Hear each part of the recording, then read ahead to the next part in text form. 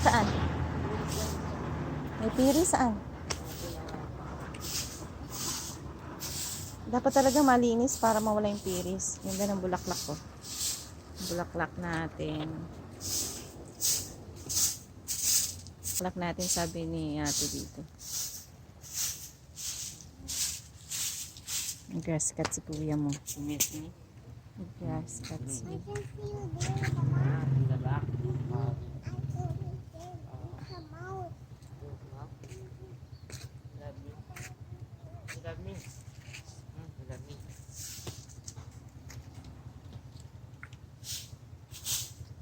Dali na, kakain na JB. Ipunin mo na yan. Nagluto na si tatay mo. Ayan no, pati sa ibabaw ng bakod, pakiwalisan mo na. May mga nadahon. Ito, mayabong yung, ano dito. Ay, nilalanggam. Itong kawayan. Yung dito, hindi lumago sa kabila. Dapat dito yung lumago eh. Oh. Kasi kulang ang halaman dito. Dito, siksikan. Ang tatay.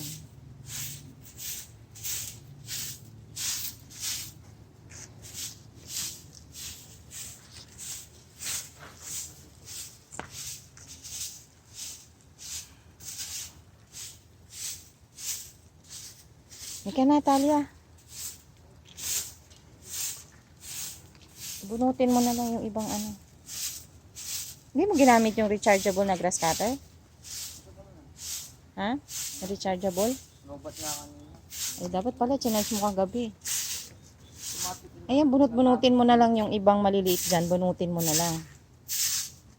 Ayan, yung mga nandyan. Talia, come. Halika na, dali. Papasok pa tayo eh. Kuya, may pasok ba yan?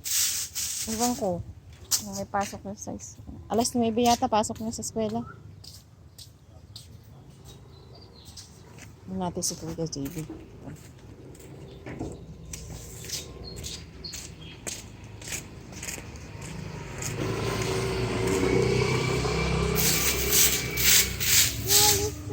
Opo, eh kasi dito marami rin dito oh. Dito oh, dapat to nawawalis. Dito sa bakod eh.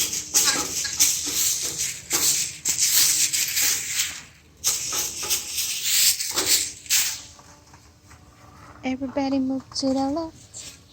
Everybody move to the right. Oh, eh dito, wag ka pumunta doon. Dito ka lang.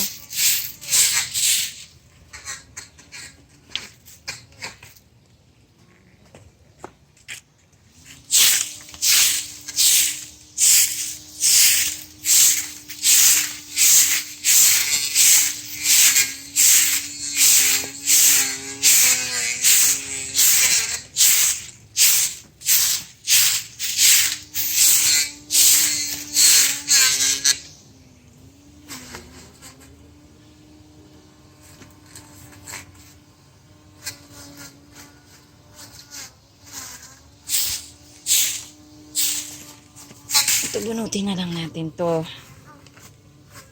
Bunot-bunot na lang yan. Okay.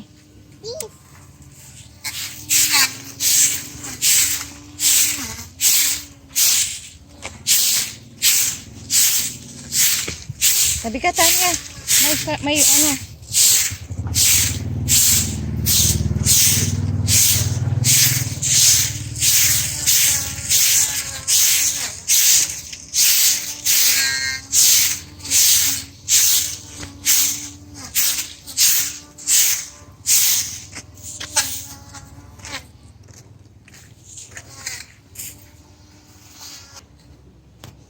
Ang walis to. Wawalisin mo. Magwawalis ka din. O, sige, o. O, ikaw magwalis, o. Malaki pa nga sa'yo yung walis, eh. O, sige. Sa kanila. Mamaya siguro.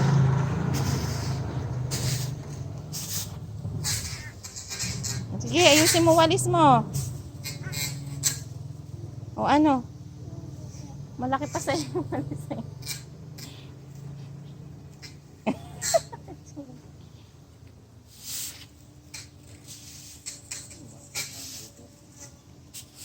Parang, oo. Ano yan? Usok o fog?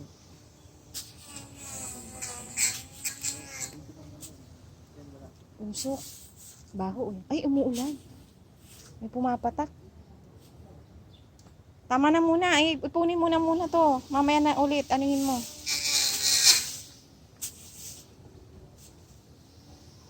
Abutan ka ng ulan.